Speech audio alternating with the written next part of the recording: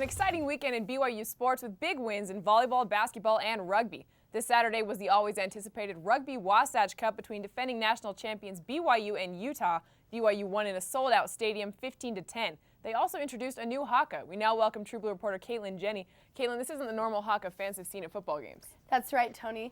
This specific Haka has special meaning for the rugby players as well as the coaches.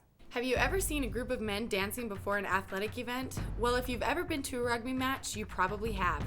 It's called the Haka, and for the players, it's much more than just a dance. It was done as a form of intimidation prior to going to war. Since then, it's evolved into a sign of respect for people that have passed on. It's a sign of respect for the opponents that you compete against. But it's also done prior to sporting events to show that you're prepared as a unit and that you're prepared to do whatever it takes to be successful and lay everything on the ground. The Haka is used to get the players ready for the game, and for some of them, it's a way of life. The Haka helps me get revved up before a game.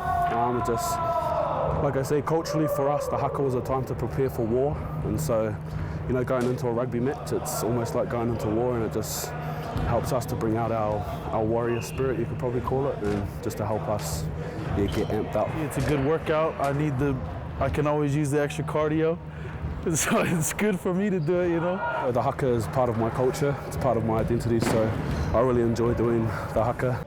The inspiring new Haka is unique to the rugby team. Coach Terafidi's brother composed it from a book of scripture about young warriors. Our Haka was written by one of our coach's brothers from New Zealand, and it's about the stripling warriors. And so it's unique to me as BYU because it's a Haka from the Book of Mormon. So it doesn't just restrict us to people from New Zealand.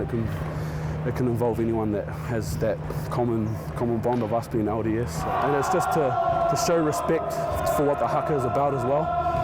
Pay homage to, you know, the stripling warriors. It's an awesome story. We all love reading that in the Book of Mormon. The players took extra time to perfect the Haka, going over the words and actions in classrooms before practice to make sure everything was exact. That we respect the Haka and we respect where it comes from, that we can do it right, you know, to take the time to learn the actions and the words as well as we can. That it's nothing to be joked about, you don't mess around during the Haka. It's something you hold sacred to yourself or your group or your team in this case.